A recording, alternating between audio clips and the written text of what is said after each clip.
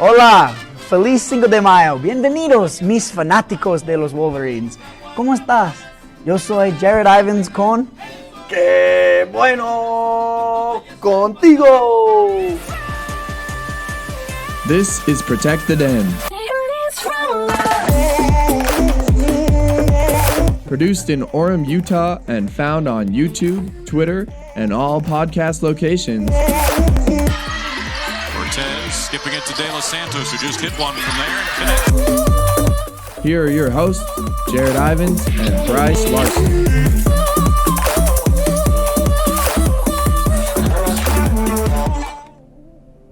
Welcome to Protect the Den on this Taco Tuesday, Cinco de Mayo special. We're actually planning on doing the entire show in Spanish. But I don't know Spanish.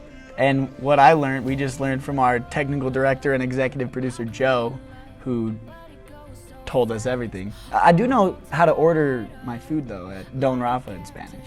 That's true. So, I mean, that's all I got going for me, though. So thank you, Joe, for our Spanish welcome. But, yeah, we're excited to be here. This actually may be the best week of the year. We had May the 4th yesterday. Absolutely. Cinco de Mayo today. And Protect the Den. All the time. All the time. It's going to be a great show. Today we have on this day in UVU sports history that we're going to break down. We're going to talk about the non-conference schedule for men's basketball, which games we're most excited about, which ones we're going to be at, and the ones that UVU is going to win, all of them. And go over a Wolverine team breakdown. So it's going to be pretty good. Brice? All right, let's jump right into it. Cinco de Mayo 2012 was a special day. Utah Valley took down Houston Baptist twice, 7-5, and then 14-8. They just pummeled them. They did. Pummeled them. They finished the season 47-12 and won the Great West Championship, including being undefeated in conference play. So, Brice, do you think that this is the greatest UVU baseball team ever? It could be. Very I think well. it is. Could be. 47-12. They dropped a couple games to two teams that were Arizona State, who was ranked 11th in the country, and Arizona, who was ranked 8th. Other than that, they just decided not to lose the entire season. They were 12 just losses dominant. on the season. That's a great season to have right there. Yeah, 2 losses at home. They were 27-2 at home, 20-10 on the road. It was just an incredible season from the Wolverine baseball team, and they made Cinco de Mayo that year special. Unfortunately, this year we don't have sports, but we have tacos. Very unfortunate. And burritos. And we have non-conference schedules to look over as we're super bored recently. So let's take a look at this upcoming non-conference schedule for the men's basketball team. There's been a couple of gems announced. Jarod, run us through those. Well, we have a couple big ones. Southern Utah, BYU, Texas, Utah. Some big-name schools that UVU is going to be playing this winter or spring or whenever we play baseball. And, looking at some of these, we haven't mentioned all of them, but Brice, who are you most excited to play against for the non-conference schedule?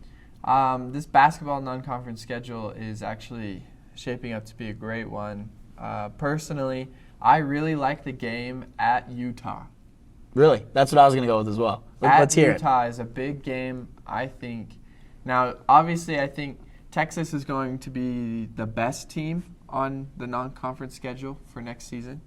Yeah, they're going to be better than BYU next year. You think so? Even with a couple transfers that BYU's gotten, I do think Texas is going to be an all-around better and deeper roster. That's just because Shaka Smart, this is Shaka Smart's best roster that he has put together ever at Texas. And it just happens to be on the same year that BYU puts together a really, really good roster as well. So those are going to be the top two teams. But I think Utah Valley's best chance at getting a road win is going to be at Utah, and just because they're more on the same level. And I think there's an awesome chance Utah Valley could go into Provo next season and maybe even pull off a win and shock a few people as well. And we're going to talk more about that over the summer as we get into, the competitions that we have set with some rivals that we have. So it's going to be pretty fun seeing Brice make some bets for that game. We don't want to spoil it too much so far. But for me, Brice, the team that I am most excited for is also Utah. All right, now Utah, if we break it down, Utah has been struggling the past couple years to fill their stadium. So there's might be more UVU fans in that stadium than there is Utah fans, which I am all for. And it's a big name, big conference, and a big away road win that they're going to have. You know, Texas, like you said, a good program. BYU has had some great recruits signing, and I don't think that UVU will beat them in those ones, or they could, like you said.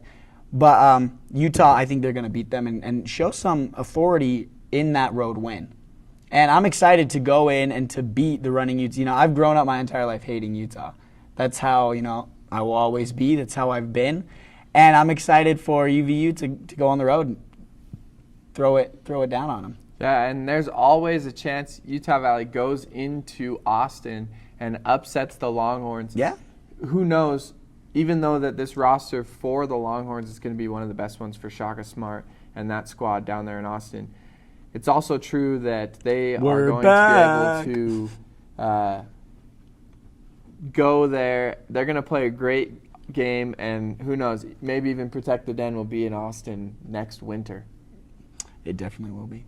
If the game's being played, PTD will be there.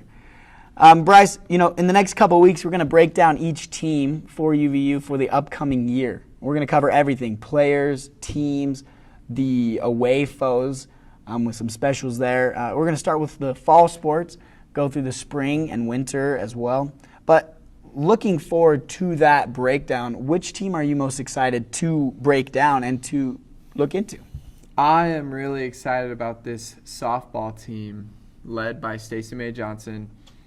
I really think that this next year's softball team, being able to have a lot of those seniors that didn't get to finish their season last year, being able to have them come back next season and off to such a hot start that they got. I'm really excited to be able to break down that softball team, to be able to talk about the amazing pitchers that Utah Valley has in Devin Kretz and also Brooke Carter. Brooke Carter, who threw a perfect game in Colorado just to start off the season. Devin Kretz was able to be named to an all-tournament team. She was the WAC pitcher of the week 2 weeks in a row. Boom. I mean, a stacked softball team is what I'm excited to talk about for that spring section of Protect the Den. Yeah, that softball team started 12-7, but they started 8-2. They were on fire. They, you know, ran George Washington out of the park 9-1 in their very first game. They held their own against Oregon as well. It didn't finish the way they wanted to go, but through a couple innings, it was nice. Took down Nevada, Long Beach State, some of these bigger name schools, and they did so under new coaching. You know, brand new coaching, new players, and you know, it was like what she said when she came in is that the players were motivated. And what more is going to motivate them than what has happened over the last couple months?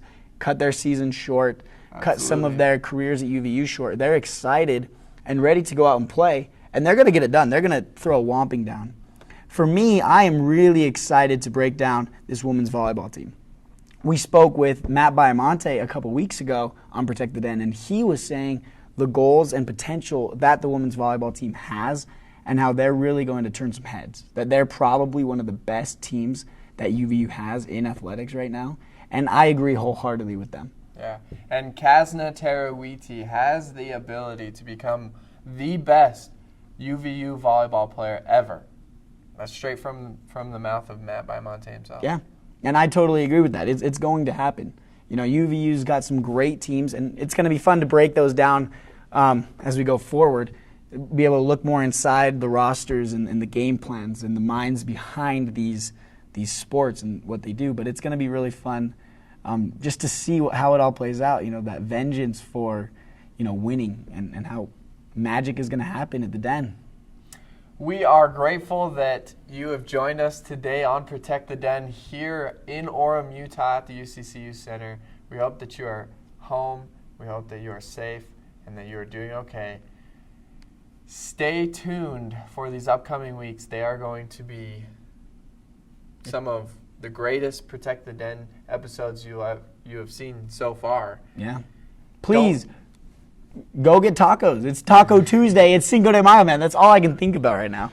And don't forget to follow us on Twitter, Instagram, soon to be Facebook. We're going to catch that one up real quick for all you old timers out there. And But yeah, whether it's on Twitter, YouTube, or all podcast locations, thanks for joining us. This is Protect the Den.